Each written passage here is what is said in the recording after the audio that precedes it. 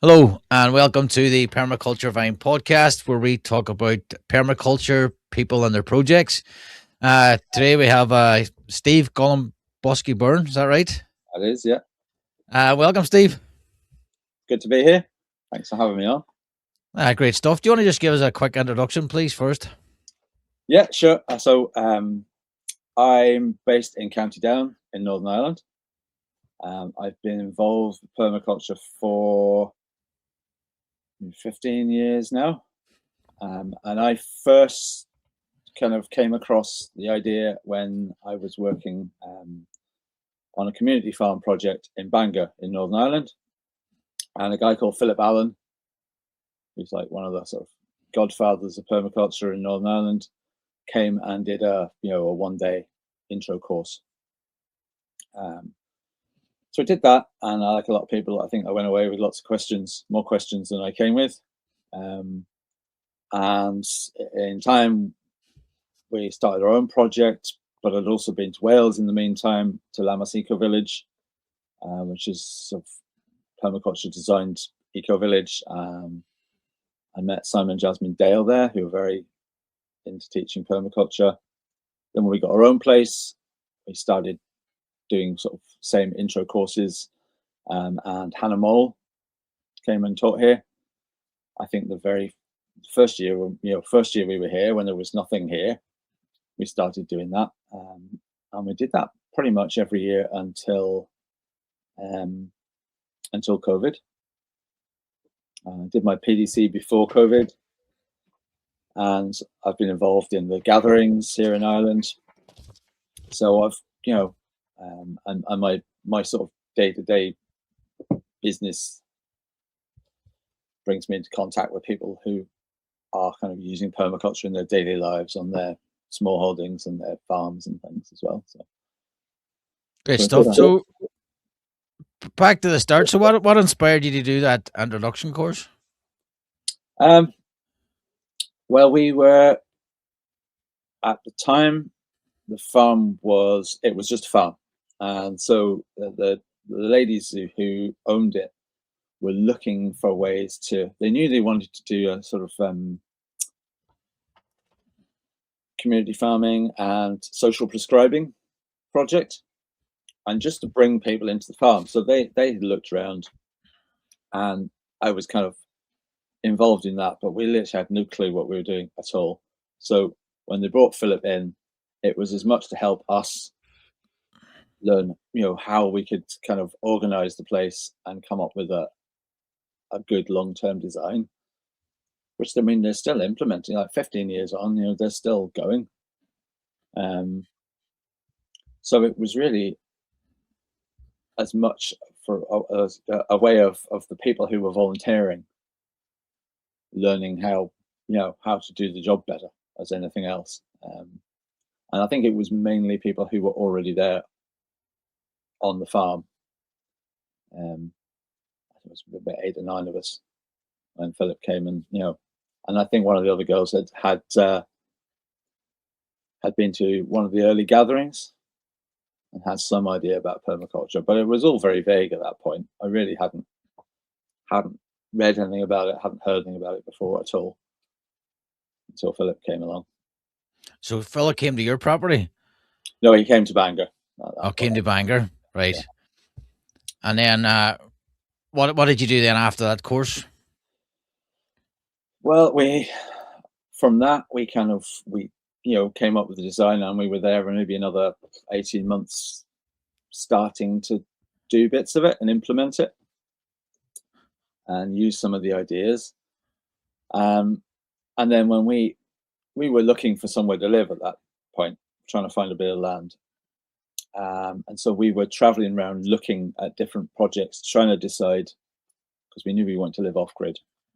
We were trying to decide how off-grid we wanted to be. So we were going around different things just to see what people were doing, really. And we picked up more ideas, and we saw more, yourself, you do a one day introduction to permaculture course, and there's an awful lot to take in a day. And so we were still kind of getting the grips of that, but seeing people doing it in their own settings gave us a much better idea of of what to do. And then we were part of a sort of forming eco-village group in Wales.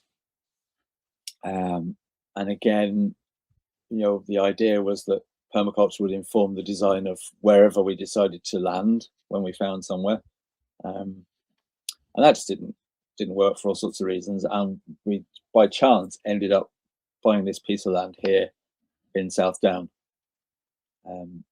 And because we'd already sort of thought through how we would, say we turned up in a bare field, how we would go about designing, how we would go about earning a living, all those kind of things. So we had the bones of a plan already. And we kind of sat down and made ourselves an initial 5-year plan and a kind of sort of first draft permaculture plan for this place, which is Right. more or less sort of stuck to. Right. So before you even got your land, you knew what you wanted on that land, what you wanted from it. You had your lifestyle design basically as best you could. We had kind of a kind of wish list of ideas of things that we would like to, but there was no context to them, obviously, because we didn't know what kind of land we'd get. But we'd really thought through all the things we potentially could do, and then it was a question of, well, which of those will work in this setting on this piece of land.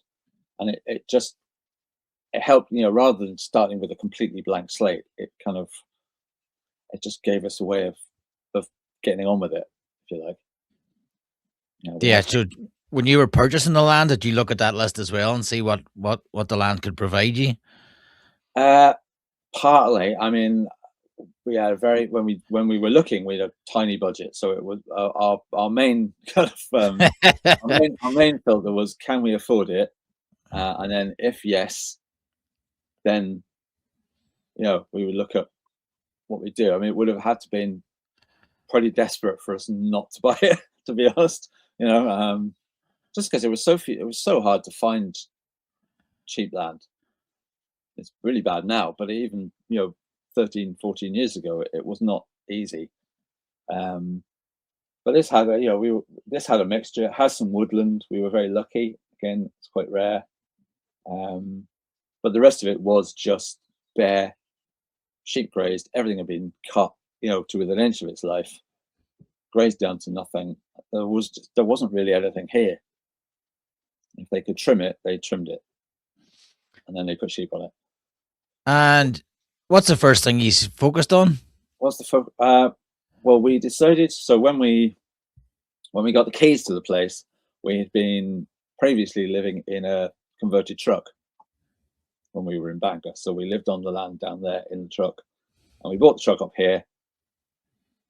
When we got the keys, Claire was pregnant and Lyra was due to be born. So we had 14 weeks from the day they handed us the keys to the day we had to be living in the house. And so every so often midwives would turn up and look horrified, because they would look at the truck and they would look at the derelict house, and we would be like, yeah, it's all right, be all right. So initially our focus was literally just to get a house to a state where we could live in it and then work out. So we started at zero, and we did a bit around the house, and then we literally just sort of we ignored all the stuff further away, and we literally just worked out. So we got our shelter, we got some heat, you can have a bath, you could go to sleep, and then we'd been growing stuff in bags, so we literally dragged up bags of potatoes and things in containers, because there was no growing space outside. And then as we started to do the cottage, we were knocking bits down and we lots of rubble. So then we sort of put in the infrastructure for the rest of the design, so paths, and it kind of crept out from the house. And then we were able to get as far as we had enough dry land to reach where we wanted to put polytunnel, and we started improving the soil and we started planting. A lot happened in the first couple of years. So we did like a big tree planting push, because we knew that the sooner we got big stuff like that in, we didn't want to miss a season effectively, and then it could get on and grow. And So that was our main thing, was literally just sort of gain a foothold, if you like. Yeah. So go Well, ahead.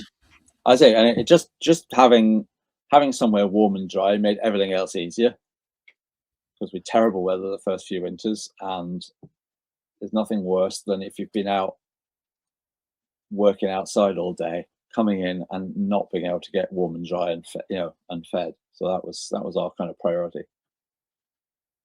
And a bit more room than the truck. And a bit more room in the truck, yeah. And then when we moved volunteers into the truck, so we always had woofers here. Great stuff. So up to this point, were you self-educated, or did you do a formal PDC? I didn't do a PDC. So that was 2012. I didn't actually end up doing a PDC till 2018.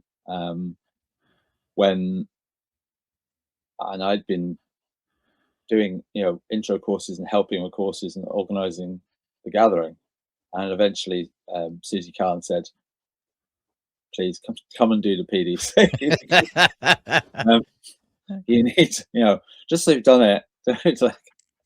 And I can't remember. So it was at least one other person as well who'd been doing it for far longer than me, and never actually got around to doing PDC. So that was the point at which I did the PDC. But I'd been helping, if you like, co-presenter. Hannah used to come and do the courses here, and we would basically just facilitate her, and she would get on with it. And then I would help, or I would do a session. I'd take people through what we were doing here, and then I ended up doing the same thing basically with someone else, and we would have sort of guest people in to come and do intro courses or 3-day courses or whatever. Yeah, no, it's good to show the practical side of it. And Graham, who's on here regularly, I think he was practicing like 35, 40 years before he got his PDC. Yeah. So like it was a box tick for him as well, just to get it. Yeah, I think because we were in the thick of it, there was rarely time. For the first 5 or 6 years, there was barely time to leave. I don't think, let alone sort of worry about it. So that's the PDC down in Wexford. Is it Wicklow? Wexford? Wicklow. Sorry, Wicklow. So then, is there anything on the PDC that you learned then that you went, oh, I better? Oh no, there was loads. We had people like John Dolan, just ponds and soil, all the kind of details, and just going through. I had done a lot of Susie's course is very hands-on and very practical, so I'd done a lot of the practical stuff, but a lot of the sort of the detail, vary, and even just the process of working through a design with a bunch of other people was very good for me, and it kind of refreshed me for when I came back here to sort of implement. So it wasn't that I went thinking, "Oh, I know what I'm doing." A part of that, I say that PDC, it is 10 days in a tent in Wicklow. So yeah, I signed up for that PDC maybe 5 or 6 years ago. I ended up I couldn't go. It was just the young kids and stuff, and it was like when I came to it was like 2 weeks away from home just wasn't possible. It's really hard to do, and they've actually changed it now, so they don't do the full block. They do a short period there, and then the rest they do weekends. Right. So they break it up because it's so hard for people to get the 2 weeks away, and they were trying to reach people who you wouldn't normally reach as well. So it was sometimes even harder for them, to get there for that kind of length of stint. And it's quite a culture shock, that particular PDC. If you go from normality to, say, a tent, compost loos, and heating your water in a bath outside with a fire under it and stuff, it was pretty rustic. Yeah, well, my first experience of compost loos was at that gathering a couple of years ago. Okay. I had never experienced them before then. I haven't experienced them since. Really? Oh, I'm surrounded here. You just come here curating about 3 or 4 different different designs. Yeah, I ended up just walking over to the kilt building. Yeah, yeah. And because we were going to take the family down, we'd initially booked for the family, and then when we looked at it, then it was like, I better go explore myself first. To let us know what we're in for. It's not for everyone. So when Yeah, our first 4 years here, we only had compost and loos, and we had one in the house, which is never, never going to be more than a big bucket, basically. yeah, And a lot of family pressure eventually put paid to that.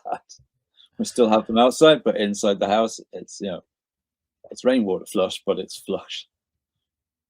So yeah. Which probably is, it's not a bad compromise.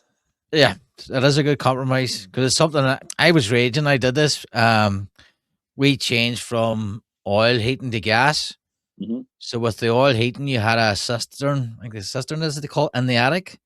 Yeah, you had a tank in the So, attic. Yeah, so we had a tank in the attic, which was used for like your hot water or your non-drinking water. And yeah, I really regret taking it out because it would have been ideal then for a flushing toilet. And then if you pump rainwater up there, it would have. I was raging I did it then. Several years later, when I realised that yeah, we're sort of using clean water to wash away waste. yes, And it was like, we should just be reusing rainwater. So it was like, you could easily taken it off the roof and ran it in. yeah, yeah. Well, still, You can still put a tank up there. tank on. But at least the roof has the structure there that it's strong enough and that Yeah, the tank was located. But they cut the you cut it I up. can't Get it remember. out. Yeah, so just the whole handle. Yeah. Yeah. So, what do you do on the farm? Is it, do you Yeah. grow? Do you have a CSA or anything? Or No, it has varied over time. So originally, the we were basically just growing food for ourselves. So we've a kind of local, it's very loose, local group of 4 or 5 families. And we're all doing very similar stuff. So we're all growing food. Some people have got animals, some people haven't got animals.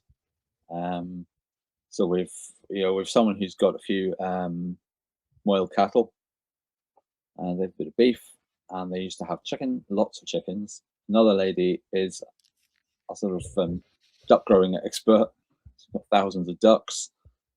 We don't have anything at present, although we've always had chickens, and we just sort of swap between the group. So we've also got a buying group with Suma, so we get Suma Whole Foods orders, and we swap food, and we swap. Um, we help each other out. So like in lockdown, we were creeping about putting up polytunnels, and we would all go, because you couldn't do anything. We would all go to someone's place, do a big job, and then the next month we would go to, or next week we would go to the next place. So we got a lot of stuff done like that, and that's kind of continued. It's not quite as often as it was, but so we still do stuff together. But now we grow enough for ourselves. We always decide our remit will be to try and share what we do. So we try and show people, like we have volunteers. We've done lots of open days, and we've had people come and look around who are interested in doing the same thing. So sort of educational, but we grow a lot of food. They're very not permaculture. I've always had horses, and they're very hard to justify in a permaculture design because very often they're just eating stuff. You get some useful manure, but it's a very expensive way of getting manure, and it's definitely not the best way. So we've one who he can do field work, so we harrow the fields for him, and we can move stuff about and pull timber and that kind of thing. But we grow all our own fuel. A lot of coppice here. There was already some woodland, and we've planted thousands of trees for our own fuel. So we have a system going there, and we've edible hedgerows and that sort of thing. So it's just trying to provide as much as we can. And I think with age, I'm 56 now, and that's quite a jump from 40, whatever it was. early 40s to late 50s. So we've kind of scaled back the amount that we do grow every year because it was a huge operation for a while. Just to keep up with it, and keep on top. Anyone who's got a big veg garden, just keeping it productive and under control. And it got to the point where we were like, this feels like too much work. It's all very well trying to design systems that need as little intervention as possible, but they still need intervention, to some degree. And so we've kind of reached a balance now where it provides what we need. We have as much, we keep resources, within our farm and within our system as much as we can. And then we've kind of come, we're kind of at peace with the stuff that we can't, if you like.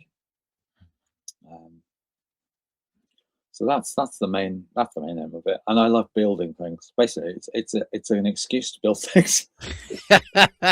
I've got a lot of buildings. I'm in one now. So, I've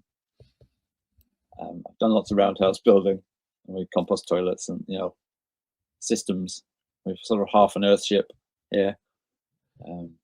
So we do greywater recycling in that, which we grow. So our bathroom is next to our kind of conservatory, if anyone's seen an earthship, which has beds in it. We grow some food in there. So the greywater is recycled from our bathroom into there. It cleans that, comes out. We run it into a little pond, and we get food out of it, basically. And we can pump water back from that to flush the loo. So it's only the front bit of an earthship without the earthship, if you like. Yeah. We already had a cottage, and I'm not allowed to call it an earthship because it's trademarked. So Airship's trademarked, is it? Yeah, you can't describe something as an earthship without it being approved by Mike Reynolds. Right. So he's quite protective of it as well. There's the thing. I'm not going to go there. I like the basic design. Yeah. Yeah, what you're saying about it's good you just found your limit. Because I started off trying to do everything and then realized I didn't have the time, and then it just gets overwhelming. You can't do everything. So it's like I look at it now as what can I do in the time that I have? Yes. So I mightn't have like an Instagram permaculture garden where somebody's going to come and film it and go, oh, look how much stuff you can do in such a small space. It's like my place is more like, no, what can I do with my time and my space so it doesn't become too much? Yeah. And I have a bit of a bugbear with that about permaculture in general, that are these Instagram things that come on. Everybody shows the greatest example, the 100%er, but what they should be doing is showing the 10%ers, the 20%ers, because that's, to me, that you can do more. That's going to sway more people than people look at these big gardens and go, oh, wow, but I couldn't do that. I don't have the time. Yeah. It's more, and not everybody can. So it's getting more mainstream people who have, say, a few hours a week who want to just make that wee bit of a shift. That's where I would be coming from recently. It's taken me a while to get there, but my initial enthusiasm going, isn't this brilliant? Isn't this class? And it's like, I can't do that. Yeah. Well, we have a small garden immediately. It's on the south side, immediately outside the sort of conservatory bit, glass bit, which is designed to be at a scale it's more like a typical garden, size. Because again, Claire, it's in some ways it's easy if you've got loads of room.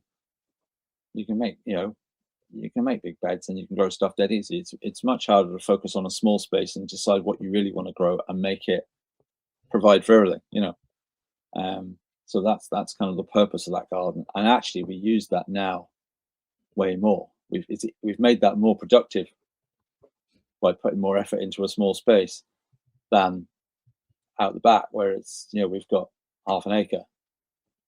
It's easy to be lazy there. Yeah. You can do it in bulk. Yeah, so it doesn't require as much thought because you can just make another bed.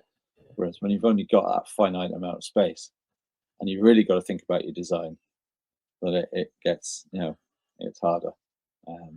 And I think the other thing is I finally got to that point where I can just let it, excuse me, just let it go wild in some places. It has it's doing its thing. It's got its function. Everything's living in it. It's quite happy. It just doesn't need to be touched. We have a bit of garden, and we just decide, right, well, we're going to leave that this year. It's fine. Just being ignored. Everything comes and lives in it. And as long as it doesn't take over everything else, that's cool. So I think not intervening is kind of the hardest thing when you're producing a design, and also not worrying about what people think. We in the early days, we had a lot of people coming, so that usually there'd be someone here all the time, and in summer there might be a group here every week.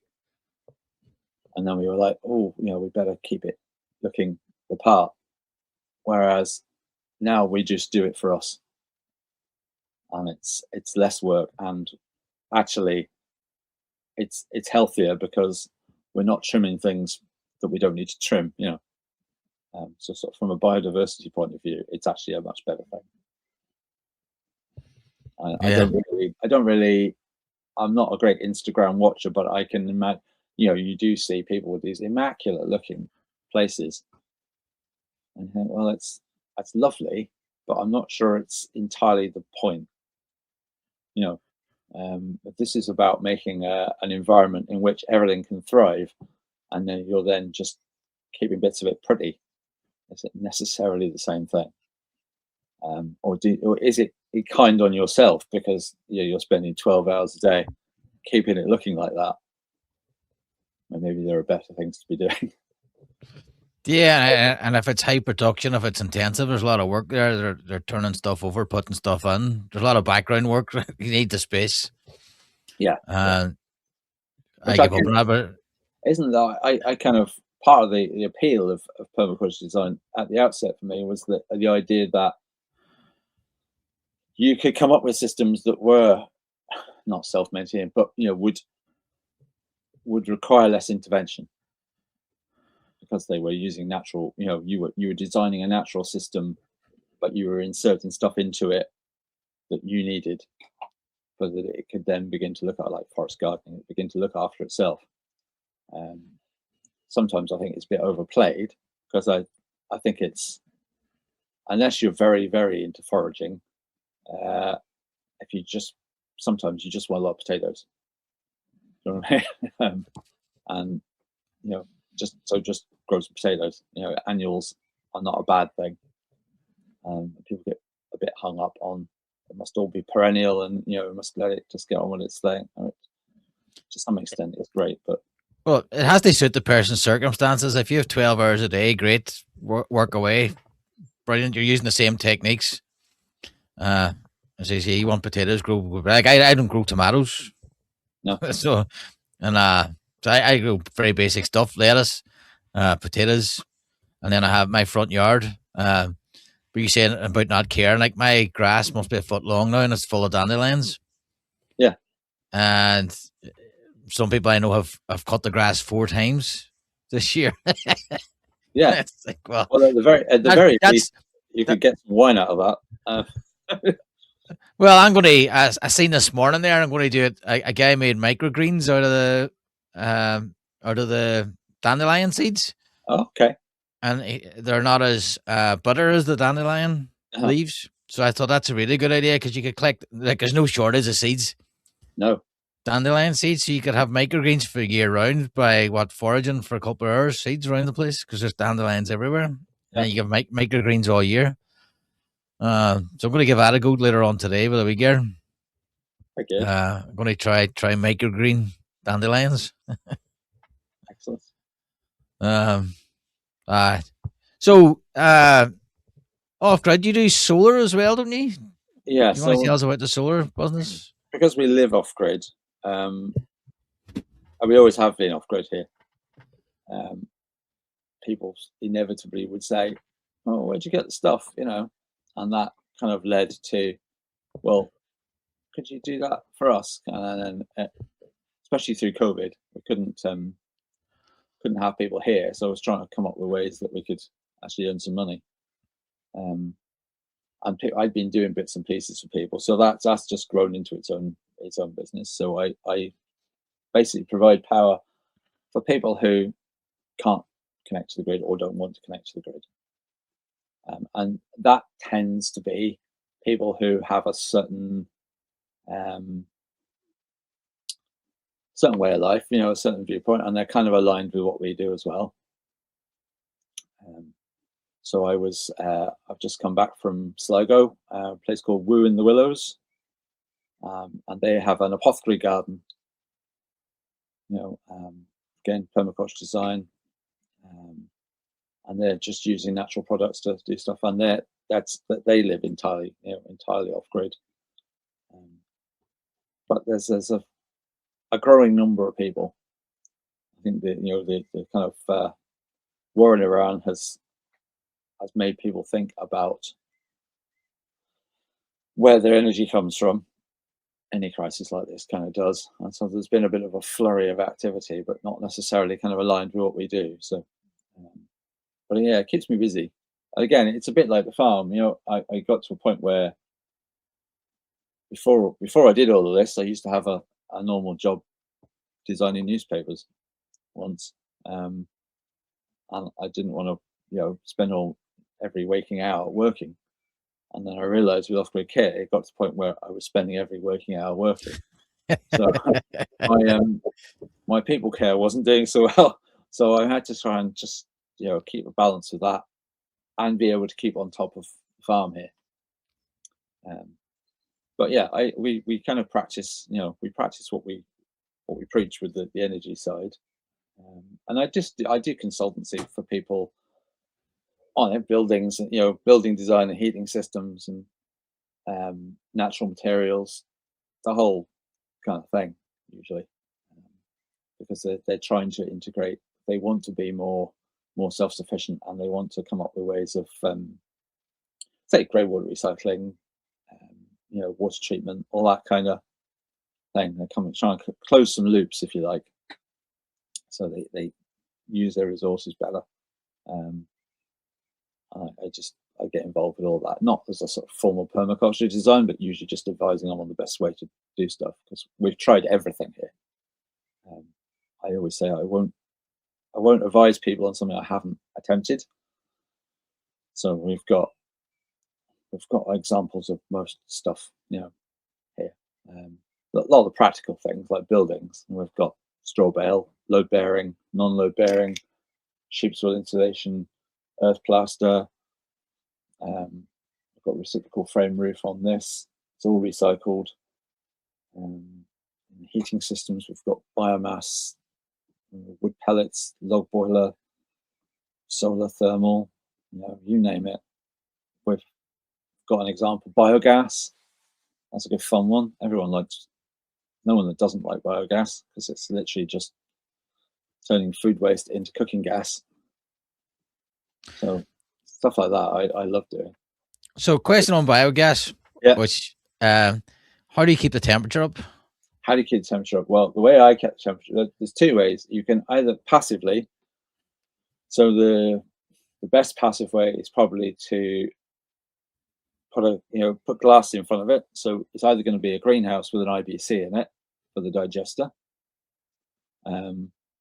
which is the cheapest way. But the way I did it was we put the digester quite near the house. And if you've got our boiler, a lot of people have boiler in an outhouse, right? So you've got a flow from the boiler with hot water in, and you've got a return coming back to the boiler, which has got the water that's been around the house, and it's cooling down. And what we did was we took a T off that, we put a big coil of plastic pipe inside the IBC, and we ran our boiler return through it, and it kept the temperature up in the tank enough. It wasn't up to full, it wasn't 30, 37, 38, but it was enough to keep digestion going. So it's 37 and 38 the optimum for the bio digester? Yeah, it's stomach temperature, yeah. But in the 20s, we would get enough gas to cook once a day. Yeah, because I'd be really interested in the biogas. And then it was like the temperature problem. One of their previous guests, Dominic, whose podcast will be out by the time this comes in, he uses a heating element on it to keep it up. Now he's he's in Finland. Right. Yeah, you could use heating elements and maybe dump from PV or something like that. Yeah. But because our boiler was handy. Yeah, no, that's really clever. And then you just that's unique. Put a couple of taps on the line so that you don't have to heat it. Once it's, you could probably do something clever with a thermostat as well, actually. But it literally was just a coil of, grey push fit pipe in the tank, and then a couple of rubber seals, at the top. And off we went. And I've still have the element in it. We're actually going to move it and try doing it with the greenhouse because we've had to change the way it's set up. But I reckon putting it behind glass will make a big difference. So I'm actually now at the minute refit my garage roof. There was a big leak in it. Okay. So I'm ripping out the plasterboard that was on there previously. Mm-hmm. The guy put the plasterboard up and he didn't insulate it. Right. So I'm effectively stripping it back to just the 4 bare brick walls. Any advice on how I would just go about insulating that and doing the roof? Like at the minute we're thinking of just is it MSB board, OSB board, and then rubber. Okay. And then standard insulation. How would I move away from that? How do you move away from it? You could, in the roof, you could use, wood fiber is probably the easiest thing to use. Is it literally back to the rafters in the roof? Yep, back to the rafters. You could use between rafter and then over rafter, so you don't get cold bridging on the joists in the roof. And then the walls, well, again, so we have a second cottage here, which we use as sort of guest, holiday cottage. And bits of that, it was originally stone, but I'd say about 3/4 of it was knocked down in the 1950s and built back up with, I don't know if you know, it's not brick, it's like hollow red clay things. You see them in Spain a lot. It's basically a single skin brick. And what we did with that was we have wood fiber directly onto that. And then over the wood fiber, you've got a vapor barrier membrane. And then you've got battens, and then you've got a board that you can plaster. And the board would be wood wall board instead of plasterboard. And then you plaster that with lime plaster. The idea being it can breathe. But as you've a brick wall and it's probably done with cement, it's not doing much breathing. But it would breathe in rather than breathe out. So I'm not entirely sure it's a great idea. There's probably structural engineers out there waving their hands. Waving their hands at me now. That's the trouble with this thing. You've got to be, I was like, well, this is what I would try. I can't guarantee this is what would work. Well, that's what we've done, and it has worked. And that building has a non-permeable outside, so it hasn't trapped any moisture. What you have to watch is that over any say you've got if it's a solid or a cavity brick wall, there's a temperature gradient across that wall. Yeah, so usually it's cold on the outside and it's warmer on the inside normally. So you'll get moisture condensing, somewhere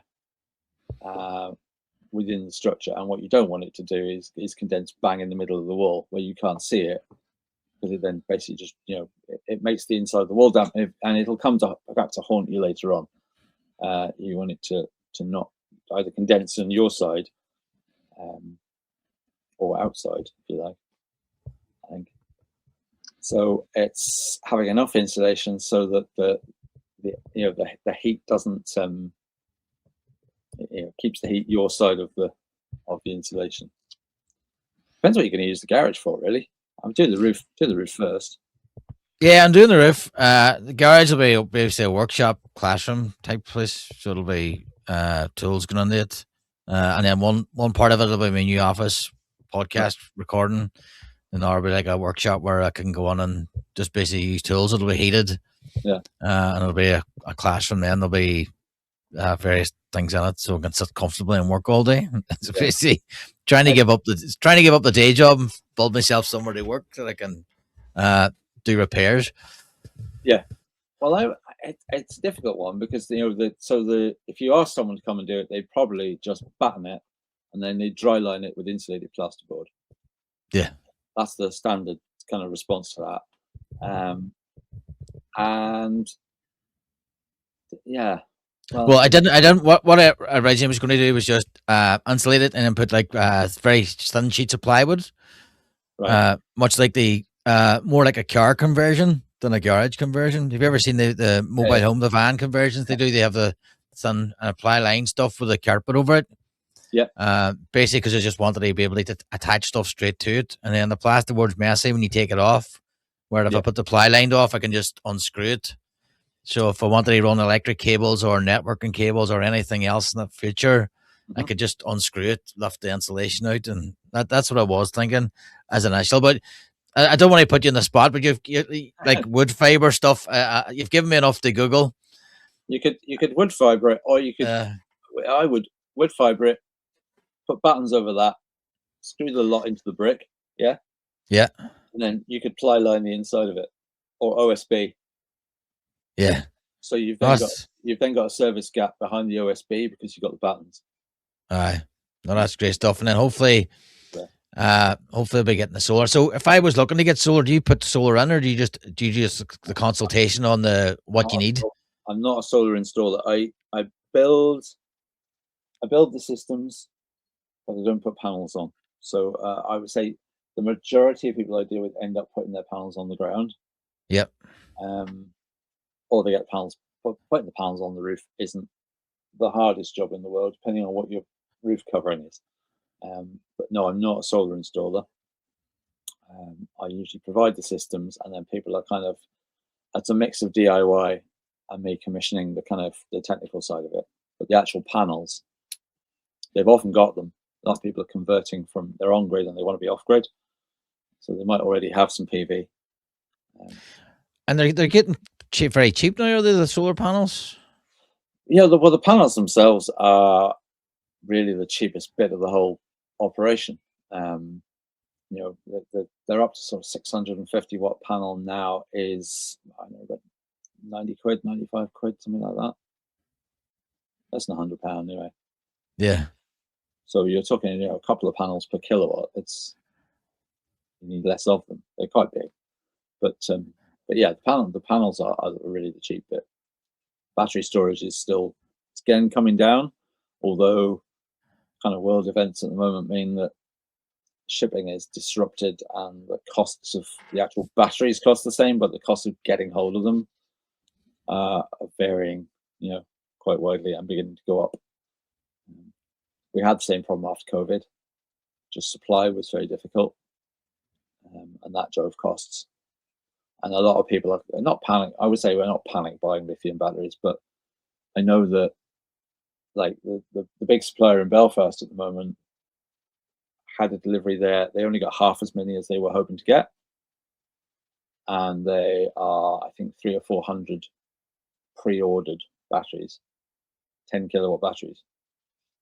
That's quite a lot of battery storage, in a fairly small area. So there's definitely a move towards it. It's definitely pushing, it's pushed people into thinking about making sure they keep their freezer cold and their lights running, and Yeah, I think it's just the cost of buying electric now off the grid is shocking. yeah, And unlikely to go the other way as well. So yeah, it's always going to and make more sense, I think. yeah, and then don't get me started at the isn't the carbon tax they put on it and all these things. Yeah, and it's like, give us a break. Like we're friggin' people aren't heating their homes. Yeah, you should be putting that over the environment. No, yeah, you're taking you're charging people money to save the environment and they're freezing. Yeah, So you that's to me partly it's like we did the cottage here, because I was like, well, it's not like our well, neither cottage, but certainly the rental one isn't. It's not like a super insulated new build modular home that you can buy. It's an old house that's been retrofitted using easily available stuff, and it doesn't require any oil or any gas. It powers itself, and its bills are virtually nothing. And it's none of it's rocket science. It's all stuff that you can get. And it's nuts that it bugs me that houses are being built without it. You can build a house in 2026 that basically doesn't require really much heating at all, and could be, at least 70% energy self-sufficient without resorting to the grid. So, why aren't they being built like that? I can tell you very easy. I know, yeah. Well, it's because Yeah. it's all about money, isn't it? But it's Let- nuts. let- let- People could live without this stuff, but it's kept going because Yeah, and like planning laws too for these. How would you say, like modern homes with a low, if they don't, basically the planning laws are too much in a box. yes, And then if you haven't proved that your technology, you have to prove that your technology fits in that box. You have to go and get an expert. They say that your technology meets all the requirements of that box, and then the expense goes up, and then I just want to build a house. but again, I Uh, there's a huge reliance on experts, and there's lots of places where you really do need an expert so that you don't kill yourself. But it has kind of got to the point more in the Republic now. If you want to go and build a house, I was talking to a lady there who basically was building a modular cabin to live in. 1 bedroom or maybe 2 bedroom, but not very big. And the cost of the planning process and building control had cost her nearly as much as the cost of the structure by the time she got it up. And that is insane. You can't do anything yourself. And I'm a big advocate of people having a go. And I think for legal purposes, we should say within the bounds as well. But there's no incentive to try stuff. And unless you do, people have been providing their own shelter for a very, very, very long time, and now it has become crazily difficult to do. And then people are put off. I've seen people trying to do self-build and essentially giving up because they can't get people to help them, and they're not technically allowed to do it themselves. So I think any opportunity to kind of give people the skills that they need to try stuff is well spent. And that's where things like the PDC in Wicklow are very good, because people get to try making earth plaster, and I'm staying in a building, although it is quite rustic. That cost, I don't know, 400 quid. And it's just, it's got a rammed earth tire foundation, timber frame, straw bales. The straw came from half a mile up the road. The earth plaster is clay that came from a hole next door. All the timber, the frame timber, is birch, which is not, people, if you say we're going to build out a birch, they think you're nuts. It's not a building timber, although Scandinavians have been, IKEA is kind of founded on it. It's great timber. That's literally trees that we cut down, 200 yards away. And some sawmill waste on top of there. There's silage plastic on the outside, and there's soil on top of that. And it took about, I don't know, 4 or 5 weeks build. Wow. And it's cool looking. It took about 2.5 years to plaster it, but if we'd actually just done it in one go, but to get it up, floors recycled, out of another building, yeah, and it warms up really quickly. It's actually hiding my rainwater tanks. So on my right there, there's a bit we've IBCs behind there that were catching rainwater off the roof, and they were just sitting in the garden. And I wanted to bury them, but we couldn't because there's rock here. So I thought, well, we'll cover them up with something. And this was the something. And from the outside, you can't see this. It's the roof is completely grown over. You wouldn't know it was here. And is that a good bit of thermal mass too, them ABCs with the water, full of water? It kind of works both ways. I don't think they ever get warm enough to give you the benefit of it, to be honest. Yeah. Thermal mass is one of those concepts that's I think hugely overrated in Ireland. It relies on you having at some point lots of heat input to charge the mass. Which we don't get. And we don't get it. So the amount of energy it takes to heat. That's always the rationale behind solid stone walls. To heat your stone walls is way in excess of the amount of sun that we ever get here. So I'm not a huge believer that that's going to help. But it's very cozy because the straw. I've got a little wood burner in here, and this is my sort of office and workshop, and it looks cool. So the gathering, Steve, we mentioned there before. I went 2 years ago down in the Kelt Centre in Galway. Where's the gathering this year? It is near Mullingar. If you go to permaculture.ie, all the details are on there. Very limited tickets. It's a small site this year. There's only 100 tickets. It's kind of going back to its roots a bit this year, and then I think next year it will expand again. It kind of got bigger and bigger and bigger for a while. I have very big sites, and then COVID happened, obviously. Yeah, so it's on a family farm, the name of which escapes me. But I'll put the link. Permaculture.ie, and all the details are there. And that's the All Ireland Permaculture Association gathering. Yeah, it is. Yeah, it's the new association is organising it. So permaculture in Ireland's always been very anarchic, in a good way, until now. Completely self-organising. Everyone comes together once a year.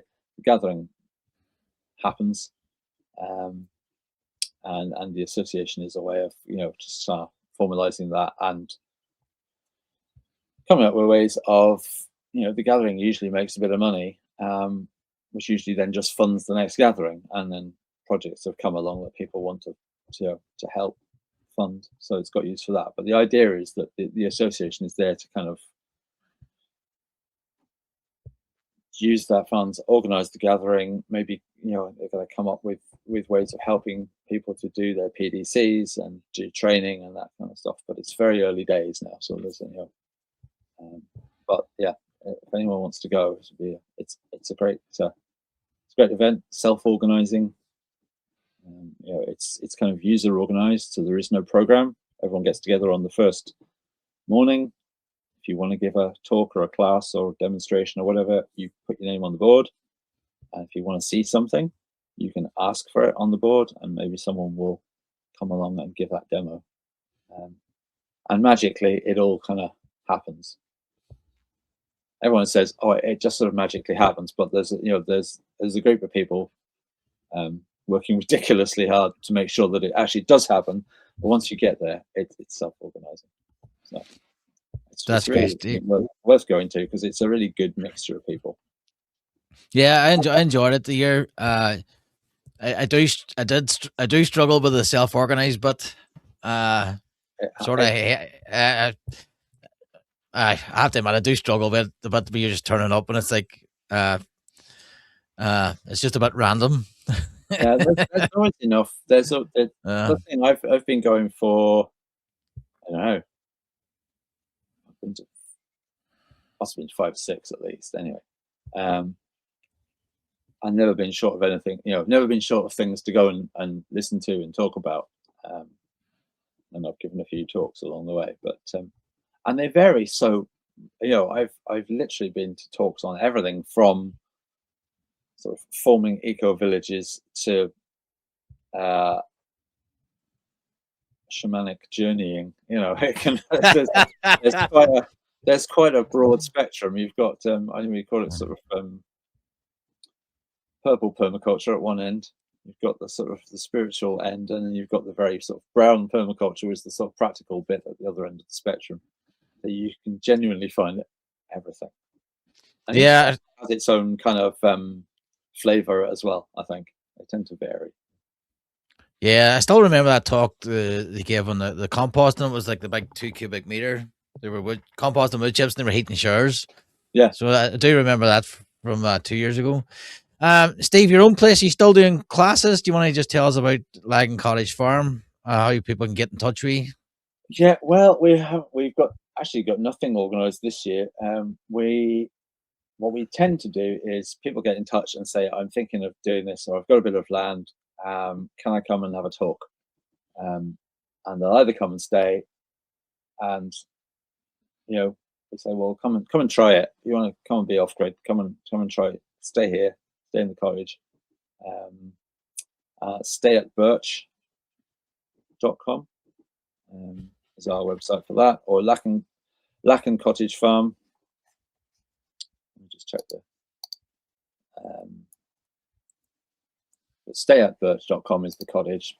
Or if anyone wants to just come and say, have a look around, have a chat, and investigate stuff, we always fix something out, basically.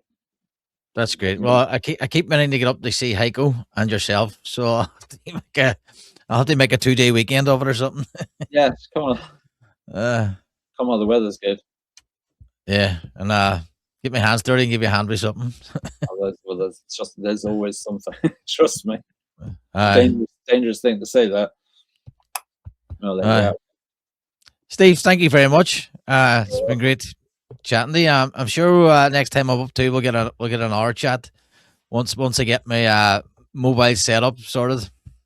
Yeah, well, I'd say come have a chat and walk around, and we'll. Yeah, that'd be great.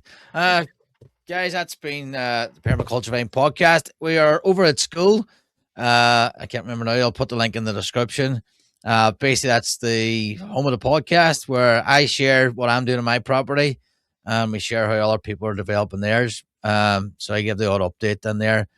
We have a community call as well every week where you can come on and chat this if you want to find any questions about permaculture, your journey, how you're starting out. You want to chat to me. I'm there every Friday night at 9 p.m. Sometimes with an adult beverage, sometimes not. I was on the Heineken Zeros last night. Okay. Crystal was there telling us about her farm in Australia, which was really interesting. And we chatted about it too, about homeschooling. So if you have any permaculture questions, just drop on. We put the words to rights. Privacy as well, so it's a bit of crack. So chatties all next week. Cheers.